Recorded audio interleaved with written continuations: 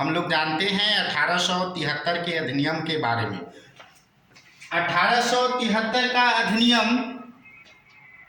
भारत में ब्रिटिश शासनकाल के दौरान लाया गया था। इस अधिनियम के द्वारा यह प्रावधान लाया गया कि ईस्ट इंडिया कंपनी को कभी भी भंग किया जा सकता है और इसी के अनुसरण में 1 जनवरी 1874 को ईस्ट इंडिया कंपनी को औपचारिक रूप से भंग कर दिया गया। 1 जनवरी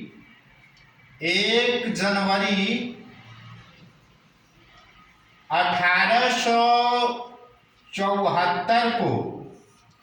औपचारिक रूप से ईस्ट इंडिया कंपनी को भंग कर दिया गया। यदि हम लोग इस कंपनी के बारे में और चर्चा करना चाहे तो इसकी स्थापना 31 दिसंबर 1600 ईस्वी को लंदन में आयोजित एक बैठक में की गई थी और इस कंपनी के संस्थापक सदस्यों में महारानी एलिजाबेथ प्रथम, थॉमस स्मिथ,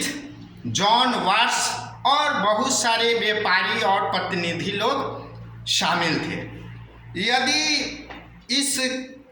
कंपनी के बारे में यदि वर्तमान स्वरूप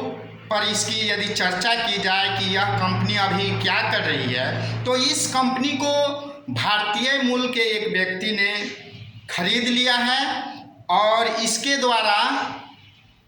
चाय, कॉफ़ी और चॉकलेट का ऑनलाइन बिक्री किया जा रहा है। यदि इस कंपनी के बारे में हम लोग बात करें तो इसका एक काला इतिहास भारत के बारे में गहरी रूप से जुड़ा हुआ है और जब इस कंपनी को भंग किया गया 1874 में,